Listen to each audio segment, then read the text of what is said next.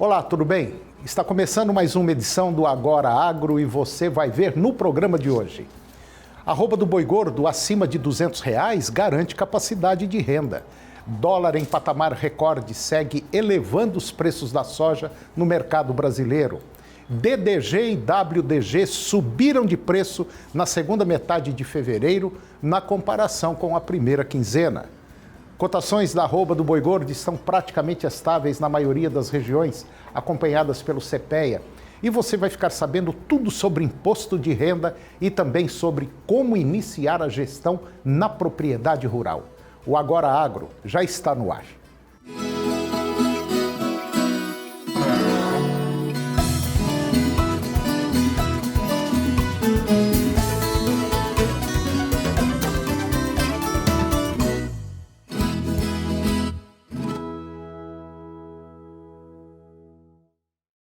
A presidência da Associação Brasileira de Criadores de Zebu, ABCZ, ela destacou que um patamar de preço da arroba do boi gordo acima de R$200 garante ao produtor a capacidade de renda para reinvestir no setor em melhoria das fazendas degradadas e ampliação do rebanho. Segundo a ABCZ, em um momento em que a arroba do boi está em alta, o preço do bezerro sobe também. Com o patamar baixo da arroba, o produtor não consegue investir. Agora, com a abertura de novos mercados e o avanço na exportação de carne, a tendência é de novas altas no preço do boi, pelo menos é o que afirma a ABCZ. E a presidência da ABCZ entende que a carne brasileira ainda tem um dos preços mais baratos, se comparados a outros mercados, ainda que o consumidor do nosso país tenha sentido o movimento de alta por estar acostumado a encontrar outros valores anteriormente. Nos Estados Unidos e na Europa, por exemplo, um quilo de filé mignon custa em torno de 200 a 300 euros. Conforme o dirigente, um patamar bom de preço para a arroba do boi traz sobrevida ao pecuarista, que estava sendo impactado pela alta dos insumos e também dos custos. Espera-se que haja aí uma breve adequação entre o preço do bezerro e o valor da arroba, sem que a cotação caia de novo, para que se possa motivar o pecuarista a recuperar as suas pastagens e também os seus rebanhos. O dólar em patamar recorde, ele segue elevando os preços da arroba no mercado brasileiro, à medida que torna o grão mais atrativo aos importadores. Entre 28 de fevereiro e 6 de março, os indicadores Exalc, BMF, Bovespa da soja, lá no Paranaguá, e também o CPEA Exalc no Paraná, subiram expressivos 3,2% e 4%, com respectivos fechamentos a R$ 92,80 a saca de 60 quilos e também R$ 86,32 agora na sexta-feira, no último dia 6.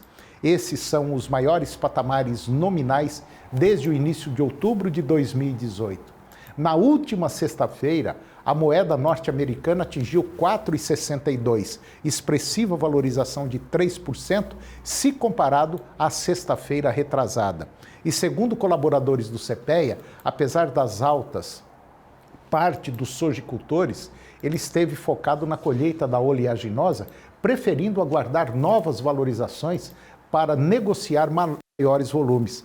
A cautela dos vendedores está fundamentada também na possível redução da oferta do complexo soja da Argentina no mercado internacional, que pode favorecer as vendas brasileiras. O aumento da taxa sobre as exportações, no caso da Argentina, as retenções de soja e derivados, foi oficializado e entrou em vigor na última quinta-feira, dia 5. A alíquota passou de 30% para 33%. Como a Argentina é a principal exportadora mundial de farelo e óleo de soja, o aumento no tributo desse país pode levar os consumidores internacionais a adquirir maiores volumes do Brasil e também dos Estados Unidos. Segundo o levantamento da Scott Consultoria, as cotações do DDG e WDG subiram 2,3% para o DDG e 2% para o WDG, agora na segunda metade de fevereiro, na comparação com a primeira quinzena. O DDG ele foi comercializado entre R$ 638 e R$ 742 reais por tonelada, sem o frete, considerando os preços convertidos para uma média de 35% de proteína bruta. Para o WDG, os negócios ocorreram entre R$ 130 e R$ 230 reais por arroba, considerando os valores convertidos para 33% de proteína bruta. Uma observação: para fora do estado, o ICMS é 4,8%. Os preços sustentados da soja grão e do farelo de soja têm puxado as cotações do DDG e do WDG. As cotações da arroba do boi gordo estão praticamente estáveis na maioria das regiões acompanhadas pelo CPEA. Em São Paulo, por exemplo, na última quarta-feira, dia 11, o indicador do boi gordo CPEA B3 fechou em R$ 203,25, uma alta de 0,7% no acumulado do mês. Segundo pesquisadores do CPEA, no geral, a oferta de animais para abate segue baixa, ao passo que a demanda não mostra sinais de forte reação. Em relação à carcaça do boi, foi comercializada no mercado atacadista na Grande São Paulo e ela fechou em R$ 13,97 o quilo na última quarta-feira, uma valorização de R$ 3,00 na parcial do mês de março. Quanto ao preço do bezerro, eles continuam atingindo recordes no estado de São Paulo. E depois do intervalo nós vamos falar tudo sobre imposto de renda e também sobre como iniciar a gestão na propriedade rural. Nós voltamos já, é um minutinho só.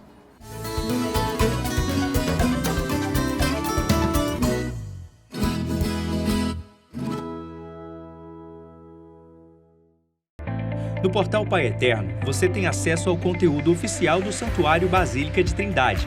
Confira notícias sobre a devoção ao Divino Pai Eterno, acenda uma vela da fé e muito mais. Acesse paieterno.com e faça parte desta família de amor.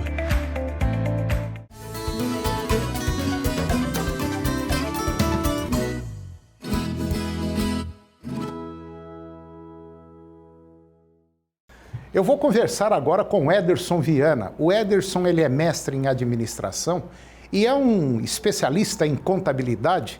É uma das pessoas mais gabaritadas que tem na área de contabilidade, na área de administração. E nós vamos bater um papo muito interessante.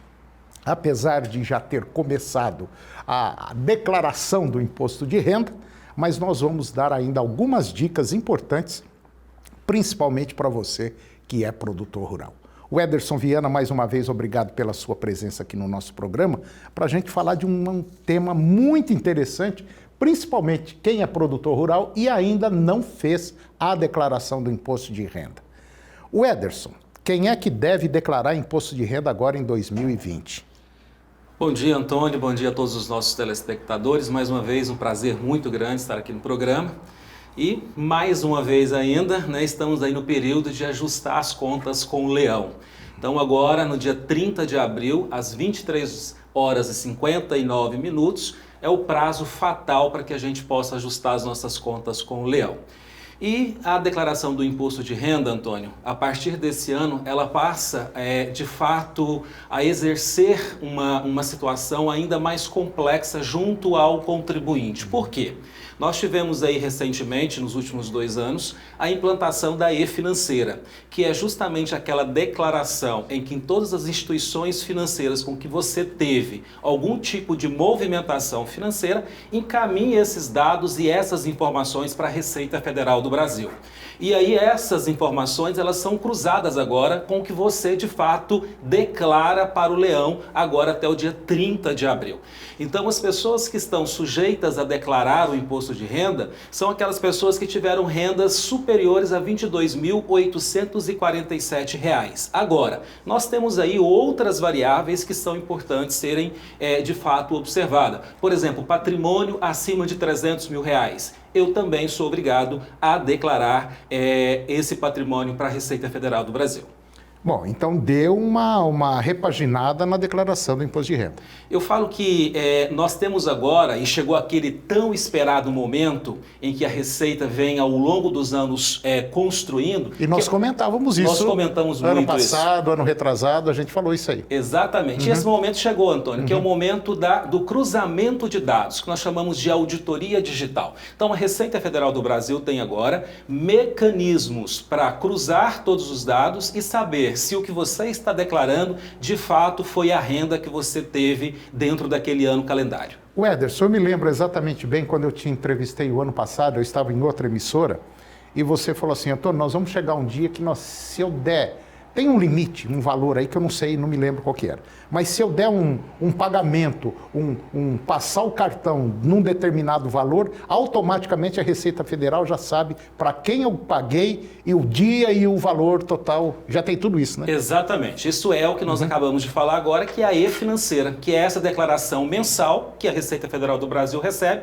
sobre as nossas movimentações financeiras. E essa declaração agora, ela é cruzada com a declaração do imposto de renda, que nós vamos encaminhar agora até o dia 30 de abril de 2020. O jeitinho brasileiro chegou ao fim.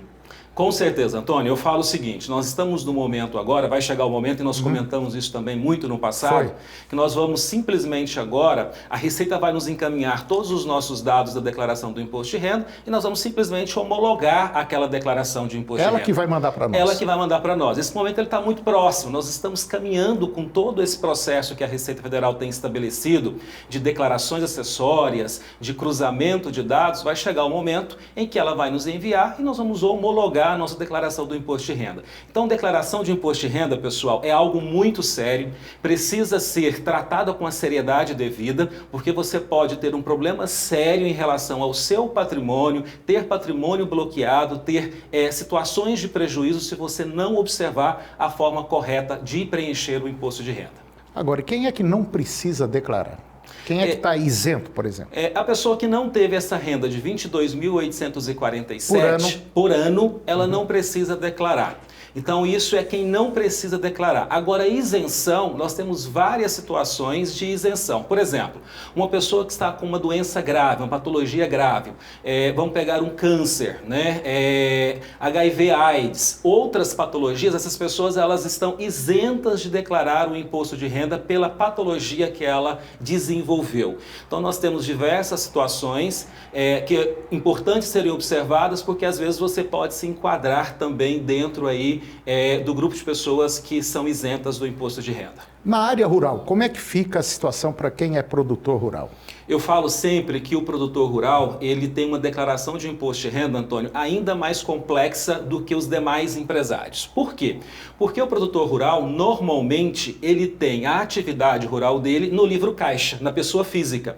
Então, ou seja, ele precisa preencher, além da declaração do imposto de renda, ele ainda tem que preencher o livro caixa da atividade rural. E esse livro caixa, ele precisa estar muito conectado com as demais informações que você vai prestar na sua declaração do imposto de renda. Por quê? A atividade rural, ela, na grande maioria dos empresários do agronegócio, ela acontece na pessoa física justamente pelos benefícios fiscais que se tem. Então é importante, no momento de preencher os livros, o livro caixa da atividade rural, ficar muito atento ao resultado da atividade rural para que isso possa ser transportado para a sua declaração do imposto de renda de uma forma correta e coesa.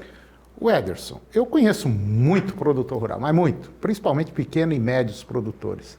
E a maioria não tem.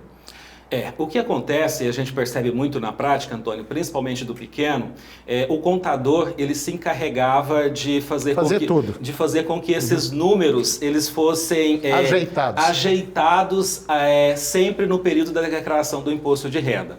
Só que, antigamente, nós não tínhamos essa declaração que nós conversamos, que é a e-financeira. Ou seja, o produtor rural fazia todas as transações financeiras dele lá, tomava empréstimo, movimentava a conta bancária dele e chegava depois no período de declaração, o contador ele ia lá e conseguia fazer os seus ajustes, resolver, dar o seu jeitinho. Agora não, a Receita Federal do Brasil já tem a sua movimentação em relação ao ano de 2019. Então os empréstimos que você tomou, a sua movimentação movimentação financeira, os depósitos que a sua conta recebeu, a Receita Federal já conhece. Bom, e o que ele tem que fazer? Agora, procurar um contador, procurar o seu sindicato, procurar a Receita Federal, o que ele tem que fazer? Eu acho que, assim, principalmente, nós temos que tomar muito cuidado. É obviamente que eu falo que, assim, declaração de imposto de renda não é algo que tem que ser feito apenas por contador, mas tem que ser feito por alguém que conheça realmente do assunto e as regras do imposto de renda. Agora, normalmente o contador, como ele trabalha com isso, ele tem uma aptidão maior. Então eu falo sempre, gente, contador não deve ser procurado apenas na época do imposto de renda. Você precisa ter realmente um relacionamento durante todo o ano com o seu contador para que ele possa te ajudar, principalmente fazendo com que você tenha uma boa gestão aí da sua vida econômica e financeira, tributária, junto aos órgãos de fiscalização. É isso aí. O Ederson, mais uma vez, muito obrigado pela sua presença aqui no nosso programa.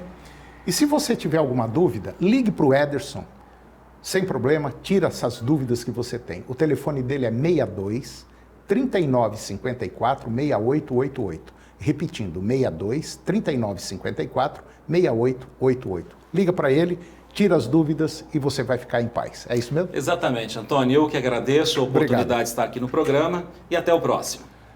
E depois do intervalo, nós vamos falar sobre como iniciar um processo de gestão na sua propriedade. É um minutinho só e eu volto já.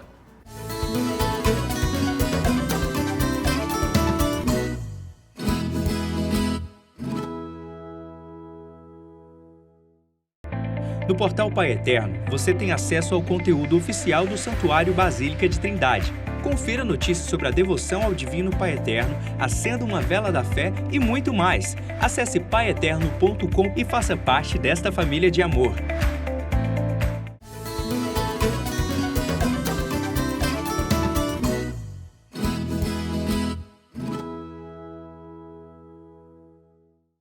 Eu vou conversar agora com Marcel Moreira. E nós vamos falar de um tema muito interessante. O Marcel, ele é consultor em gestão da terra, desenvolvimento agropecuário. E é uma pessoa que está acostumada, vamos dizer assim, a trabalhar com o produtor rural, de fazer a propriedade ter um início, um meio e um fim. E nós vamos falar sobre como iniciar o processo de gestão na sua propriedade. Marcel, muito obrigado pela sua presença mais uma vez, para a gente discutir um tema muito interessante, que é a tal organização da propriedade rural. Sem organização, você pode ter certeza absoluta, não vai a lugar nenhum. E tem mais um detalhe importante, você medir, anotar tudo o que acontece na sua fazenda, no seu pedaço de terra, é altamente importante. Marcel, como é que começa o processo de gestão numa propriedade rural? O que a pessoa tem que fazer logo de cara, assim? O que ele tem que fazer? Bom, Antônio, a maioria das pessoas acreditam que iniciar o processo de gestão na propriedade rural é ter um software, é ter algum meio que facilite a tomada de decisão. E, de fato, é uma das alternativas, mas não é a única, né? Ter o software por si só não faz a gestão da propriedade, ela ajuda em muitos sentidos. Então, toda vez que a gente fala de gestão de uma fazenda, nós temos que considerar 3 aspectos básicos, que são as pessoas, os processos e as finanças. Né? Contemplando esses 3 aspectos, a gestão ela pode ser muito bem elaborada. E eu acho que tem mais uma aí que a pessoa tem que ficar muito linkada. É mudar primeiro aqui dentro. Exato. É falar, não, eu vou mudar, eu aceito mudança, porque eu estou vendo que do jeito que eu estou fazendo a coisa não está fluindo. Às vezes você pensa que está, mas não está. Poderia ser muito melhor os resultados do que os resultados que você está obtendo agora. Então, mexer na cabeça é o primeiro passo. Exatamente. Né? Muitas pessoas acreditam que a limitação da fazenda é o tipo de solo, é o clima, e na verdade é o próprio pecuarista, é o próprio produtor. É o próprio produtor. E nós temos observado isso aí em alguns eventos que a gente tem participado, em conversas. Eu vejo da seguinte maneira, se você não tiver aquela atitude de mudar, de aceitar a coisa como ela é, e mudar o seu jeitão de fazer, pode ter certeza que se você continuar, a tendência é descer. Exatamente, exatamente. Ter pessoas capacitadas, ter um organograma da fazenda bem elaborado, ter as pessoas certas nos lugares certos é essencial para que uma fazenda ela possa ser bem gerida. É o primeiro recurso. Eu participei de um evento agora, semana passada, e nós observamos, devia ter umas 200 pessoas mais ou menos, e nós observamos que, de maneira geral, as que fizeram perguntas, o problema era esse: como eu vou mudar o meu comportamento, o meu manejo na propriedade? Então foi dito lá o seguinte, que primeiro tem que mudar, saber o que é que você quer. O que é que você quer que aconteça na sua propriedade? Não, eu quero produzir mais e ganhar mais. Bom, tudo bem. Se for do jeito que você está fazendo, não dá. Ou você elimina o seu jeito e vamos fazer de outro jeito. Ah, mas eu não tenho dinheiro, fica caro. Bom, aí é uma questão de você ir se organizando. Exato. Com todas as linhas de crédito que nós temos hoje, ferramentas para fluxo de caixa, para identificar entradas e saídas, né, para manter um caixa saudável, não é a grande limitação para uma fazenda fazer gestão, não. E às vezes nem precisa nem de dinheiro, né? Sim. Às vezes ele tem dinheiro já guardado na própria fazenda. E não sabe. E não sabe. É um recurso que muitas vezes está mobilizado e que a dificuldade é fazer o giro para ela capitalizar do que propriamente dito buscar dinheiro fora mesmo. Eu conheço uma série de produtores aí que mudaram radicalmente o comportamento de manejo dentro da sua propriedade e hoje, vamos dizer assim, não estão milionários, mas eu vou te dizer uma coisa, estão ganhando relativamente muito bem e saíram, o mais importante é sair do vermelho, principalmente para quem mexe com leite. Exato. Das fazendas que nós analisamos na safra 18-19, 35% das fazendas apresentaram prejuízo. Então é um número que nos assusta, é um número que nos preocupa. 35% de 10 fazendas é um número significativo. Exato. E se a gente extrapolar isso para nível nacional, eu acredito que seja mais. Agora, o que acontece? É o produtor que não quer, é medo, não acredita nos outros, não tem condição financeira. O que acontece com ele de não aceitar as coisas que estão acontecendo, as coisas boas que estão acontecendo? Podem ser vários fatores, Antônio. Um deles pode ser a utilização de uma tecnologia não adequada para a realidade dele, por exemplo. Não ter pessoas adequadas para aquela tecnologia, não estar preparado financeiramente para uma tecnologia, para um tipo de sistema, um desalinhamento produtivo também pode e talvez até decepção com algumas pessoas que já tentaram trabalhar com ele, né? Exatamente. Isso acontece muito, não acontece? Acontece muito. Agora, nós temos aí tecnologia, nós temos, como você falou, nós temos uma série de softwares, mas eu ainda bato na tecla o seguinte, tem que mexer com a cabeça da pessoa, se não mexer, não vira. Exato. As pessoas são o ponto central de qualquer fazenda. A gente pode ter melhor tecnologia, pode ter um mundo de dinheiro, mas se as pessoas não forem as melhores, aquela fazenda não vai ser a melhor, sem dúvida nenhuma. Voltando ainda às pessoas que a gente conhece, que têm propriedades rurais, e não é só em Goiás não, é uma série de estados aí que eu tenho participação e a gente tem observado. Eu vejo fazendas aí de 15, 20 hectares, que estão tendo resultados fantásticos. Tem gente aí com 15, 20, 30 hectares ganhando muito mais, mas tendo resultado positivo, superiores a fazenda de 100, 150 alqueires. Exatamente. Né? Porque utiliza a tecnologia necessária, né? A tecnologia ideal para aquele sistema e, sem dúvida, uma propriedade menor tem que intensificar, né? Tem que ser muito mais produtivo. E a isso a gente chama de modernização. Quer dizer, ou você se moderniza, ou você sai da sua linha, da sua caixa, de dentro da sua caixa e mude o seu comportamento. Porque o que nós observamos também é que muitos filhos de produtores rurais não querem dar sequência na propriedade dos pais porque vê o sofrimento dos pais. Agora, você vê o sofrimento porque a pessoa também não quer mudar. Exato. Não é isso que acontece? Ninguém quer continuar um negócio que não está dando certo ou que é desorganizado. É verdade, concordo com você. Bom, eu conversei com o Marcel Moreira. O Marcel, ele é consultor em gestão da Terra Desenvolvimento Agropecuário. E esse tema de gestão é um tema recorrente, é o tema atualíssimo. E não tem como fugir dele, né, Marcel? Exatamente. É a base de qualquer negócio. É verdade. Marcel, mais uma vez, muito obrigado pela sua presença aqui no nosso programa e até o próximo. Eu que agradeço. Até o próximo. Obrigado. E o programa de hoje chegou ao fim e eu termino com a seguinte frase: que você não perca a vida apenas tentando ganhá-la. Um grande abraço, muito obrigado pela sua companhia, que Deus nos abençoe e até o próximo programa.